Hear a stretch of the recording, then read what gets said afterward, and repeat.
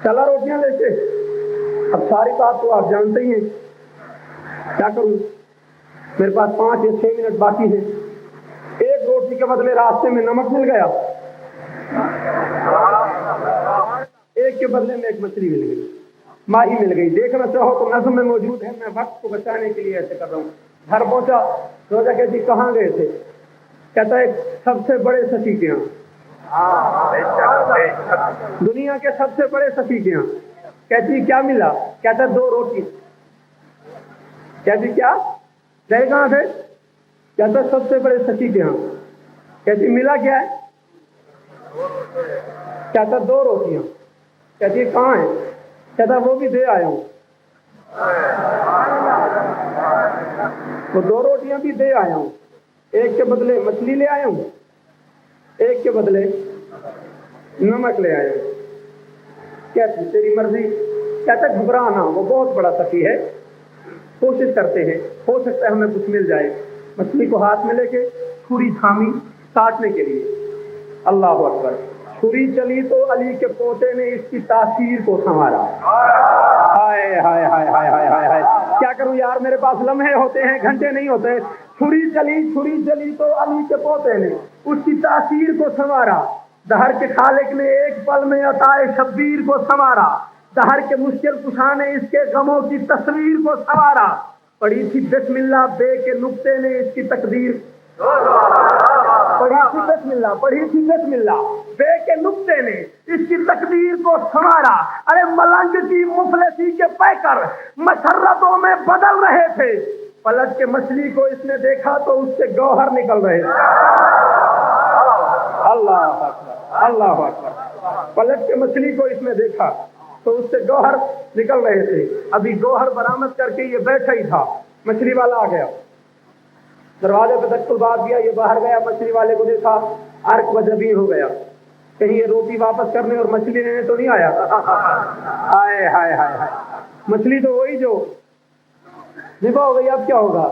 सलाम करके तब भाई साहब वो आपकी मछली, उसने कहा जी मछली रहने दो, मुझे ये रोटी नहीं चाहिए, मछली मैंने आप, पता नहीं तूने क्या समझा है और मैं क्या कह गया हूँ। उसने कहा जनाब मछली रहने दो, ये रोटी मुझसे नहीं खाई जाती, ये आप वापस ले ले। वापस आया, इत्मीनान से नमक लगाया, भाई नमक लगा के बैठे ही था, नमक वाला आ गया। कहता है अब ये नमक मांगेगा, क्या करूंगा? बाहर गया, कहता जी वो आपका नमक तो इस्तेमाल में। उसने कहा ये नमक मांगने नहीं आया, ये रोटी वापस, नमक मांगने नहीं आया, ये रोटी वापस करने आया हूँ, ये हमसे नहीं खाई जाती। मैं आखिरी बंद पढ़ के ततीमा पढ़ रहा हूँ, ये रोटी हमसे नहीं खाई जाती। अब मछली में से गौहर बरामद हो गए, लाल बरामद हो गए, दौलत इसके घर में आ गई, नमक इसके पास है, मछली इसके पास है, रोटियां लेके बैठा तेरे आका सज्जाद के गीत गा रहा है। दरवाजे पे दस्तूरबाब हुआ, बाहर आया, देखा मौला का एक नौकर खड़ा हुआ है। कहते जी हुक्म को, कहते मुझे मौला सज्जाद ने भेजा है। कहते मौला ने मुझे बुलाया है, चलूं मौला का शुक्रिया अदा करने? कहते नहीं नहीं, मौला ने ये नहीं कहा कि तुम शुक्रिया अदा करो, मौला ने मुझे भेजा है। कहते क्यों? तो मुस्कुरा कहता मैं आका सज्जाद का गधा हूं, उन्हें ये तेरी खबर है सारी। बस नतीजा आखिरी मौला तुझे आबाद रखे। तो कहता जी मैं रोटियां वापस कर दूं, क्या करूं? मौला ने मुझे बुलाया। कहता नहीं, मौला ने तुझे नहीं बुलाया, मैं आका सज्जाद का गधा हूं, उन्हें ये तेरी खबर है सारी। अमीर आबिद ने यूं कहा है, ये रोटियां खुल्द से हैं प्यारी। कौन सी रोटियां? जो एक नमक वाला वापस कर गया, एक मछली वाला, ये रोटियां खुल्द से हैं प्यारी। कहता है मौला ने फरमाया तुझे हो दीनार और जर मुबारक, किनारे नैया लगी तुम्हारी, तेरे किसी काम की नहीं है, हम ही को दे रोटियां हमारी। हाय हाय हाय हाय हाय, यही तो नतीजा था जो समझ नहीं रहा। तेरे किसी काम की, तेरे किसी काम की नहीं है, मौला आप मदद करें, मैंने अगली बात समझा लूं, तेरे किसी काम की नहीं है, हम ही को दे रोटियां हमारी। कहता है क्यों? मौला का नौकर फरमाता है मौला ने कहा था ये रोटियां रिज़्क़ की है चाबी, जरूर नाम आएगी किसी के, तेरा मुकद्दर बदल गया है, ये फिर से काम आएगी किसी के।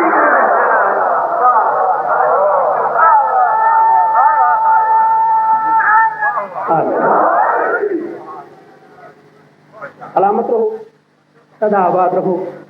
मैं अपने उस बुजुर्ग की जो सैयदजादा भी था, तामील हुक्म में 2 मिनट आपको दे रहा हूँ।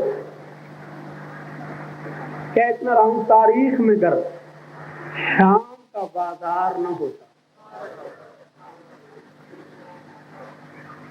ایک بہت بڑے اجتماع میں ایک عالم کی موجودگی میں سرکار وفا کے علم کو گواہ بنا کے کہہ رہا ہوں، اگر مقتل میں نہ ہوتا میں کبھی نہ پڑھتا۔ اچھا میرے بھائی، اگر مقتل میں نہ ہوتا میں کبھی نہ پڑھتا۔ پتہ نہیں کتنے سید بیٹھے ہو، میں آپ کی ذات کا نوکر ہوں، سادات مجھے معاف کرنا۔ ہاں، سیدوں کے لٹنے کے دن ہیں، کوئی سید دادا میری کسی بات کو سخت سمجھ کے محسوس نہ کرے، میں مصائب پر پردہ ڈال نہیں سکتا۔ کہہ یہ رہا ہوں، تاریخ میں گر شام کا بازار نہ ہوتا، شبیر کا بیٹا کبھی بیمار نہ ہوتا۔ اجرکم اللہ، اجرکم اللہ، سدا آباد، سدا سلامت۔ تیرے مذہب میں تو ماتم جائز ہے، شرم کر کے کیوں بول رہا ہے؟ میں نے کہا تاریخ میں گر شام کا بازار نہ ہوتا، تاریخ میں گر شام کا بازار نہ ہوتا، شبیر کا بیٹا کبھی بیمار نہ ہوتا۔ سیدزادہ مجھے معاف کرنا، آنکھوں سے لہو بہتا تھا، لب پر یہ صدا تھی، مر جاتا مقدر میں یہ دربار نہ ہوتا۔ آنکھوں سے لہو بہتا تھا، لب پر یہ صدا تھی، مر جاتا مقدر میں یہ دربار نہ ہوتا۔ دے تو اجازت کہہ دوں ایک لفظ، رو رہے ہو نا سارے کے سارے، اپنی مرضی سے رو رہے ہو۔ عزت آل محمد کی قسم، سجاد کے اتنے شدید درد ہیں، اتنے عجیب درد ہیں سجاد کے، ساری زندگی روتے رہے۔ اور جب پوچھا باقر نے بابا اتنا روتے ہیں کون کون سے درد کو یاد کر کے روتے ہو؟ فرمایا میں تو کوئی ایک درد بھی نہیں بھول سکتا۔ باقر نے کہا بابا مثلاً؟ فرمایا مثلاً میری زندگی کا سب سے بڑا درد یہ ہے جب میں نے اپنی 4 سال کی بہن کو، شرم کر کے نہ رو، یہ رونے کے دن ہیں، اللہ جانے کس مومن کے پاس یہی بیمار سجاد آئے ہوئے ہوں۔ تجھے کیا پتا علی کی بیٹی کیسے لٹ گئی ہے؟ فرمایا جب میں نے اپنی اسی 4 سال کی بہن کو قبر میں اتارا ہے، میری بہن کے لب ہل رہے تھے، غریب کی آنکھوں سے لہو بہا۔ باقر کہتے ہیں بابا کیا ہوا؟ فرمایا رو اس لیے رہا ہوں، جب سکینہ کے لب ہلے میں نے کان لگائے، میں نے سوچا صغرا کے نام کوئی پیغام دیتی ہے، اصغر کے نام کوئی پیغام دیتی ہے۔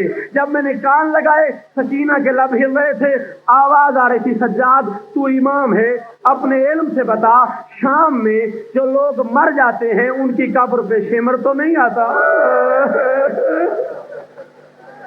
تیرے مذہب میں تو ماتم جائے گا یار، سینے پہ ہاتھ کیوں نہیں مارتا؟ کیوں نہیں کہتا ہے سجاد جی جی جی میرے بزرگ تو کہتا ہے پڑھنا، تو سن کے برداشت نہیں کر سکتا، اللہ جانے سجاد کی کیا حالت ہوگی۔ فرماتے ہیں میری سکینہ نے مجھ سے پوچھا بھیا شام میں جو لوگ مر جاتے ہیں ان کی قبر پہ شمر تو نہیں آتا؟ میں نے پوچھا سکینہ تو کیوں پوچھتی ہے؟ آہستہ سے کہتی سجاد میں بابا کو رونے کے لیے ترس رہی ہوں، میرا دل چاہتا ہے میں قبر میں بابا کو روؤں۔ بس یہ ایک جملہ اس غریب کے بارے میں سنو کہ جو رونے آئے ہو نا، علی کی بیٹی کو کتنے پیارے ہو، یہی لفظ سنو اور مجلس ختم۔ مولا کا ایک نوکر ہے جس کا نام ہے زہری، یہ روایت کرتا ہے میرے بیٹے کی شادی ہوئی، میں آقا سجاد کے دروازے پہ گیا، میں نے کہا کہ میرے بیٹے کی شادی ہے آپ ضرور شرکت کریں۔ حسین کا غیرت مند بیٹا سرخ آنسو رو کے فرماتا ہے زہری جب سے میرا اکبر دین سے اترا ہے میں نے شادیوں پہ جانا چھوڑ دیا ہے۔ زہری میں شادیوں پہ جانے کے قابل نہیں رہا۔ زہری گھر واپس آیا، اس کی زوجہ نے پوچھا مولا آئیں گے؟ کہتا نہیں، مولا نے کہا میں شادیوں پہ نہیں آ سکتا۔ تو کہتے جا مولا سے پوچھ کسی طرح آ سکتے۔ زہری واپس آیا، جس کے مذہب میں ماتم اور رونا عبادت ہے اس کے لیے ایک لفظ کہہ رہے ہیں۔ زہری واپس آیا، ہاتھ باندھ کے مولا میرا دل ہے آپ میرے گھر ضرور آئیں، کسی طرح آپ آئیں گے؟ سجاد آہستہ سے کہتے ہیں ہاں تو اپنے گھر میرے غریب بابا کی مجلس کرا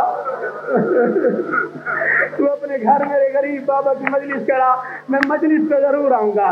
زہری نے مجلس کا انتظام کیا، اس نے نرم نرم قالین بچھائے، قالین پہ اور کپڑے بچھائے۔ اس کی زوجہ کہتی ہے کیوں بچھاتا ہے؟ کہتا ہے میرا مولا شام کا تھکا ہوا ہے، جگہ جگہ پہ نیزوں کے زخم ہے، جگہ جگہ پہ پتھروں کے نشان ہے، میرا مولا کھردری زمین پہ بیٹھ نہیں سکتا، قالین پہ بیٹھے گا مجلس شروع ہو گئی، تیرے مولا آئے، وہاں آ کے بیٹھ گئے جہاں آخری مومن بیٹھتا ہے۔ اب میں بتا نہیں سکتا وہاں کیا پڑا ہوتا ہے، تو خود سمجھ لے۔ شیعہ زہری طرف کے قریب آیا، کہتا مولا یہ کوئی آپ کے بیٹھنے کی جگہ ہے، آپ قالین پہ بیٹھے۔ تیرا امام رو کے کہتا ہے نہ آپ رو نہ مجھے رلا، تجھے کیا پتا یہاں کون کون بیٹھا ہوا ہے؟ زہری تجھے تو میں نظر آ رہا ہوں، میرا نانا رسول آیا ہوا ہے، میرا دادا علی آیا ہوا ہے، میرا بابا حسین آیا ہوا ہے۔ اجرکم اللہ، اجرکم اللہ۔ ایک لفظ اور، شیعہ ہو رہی ہے مجلس، ہو رہی ہے مجلس، دوران مجلس ذاکر نے بسا کے پروردگار کی شہادت شروع کی، لفظ عباس آیا، تیرا مولا اٹھا، پھر بیٹھا، پھر اٹھا، پھر بیٹھا۔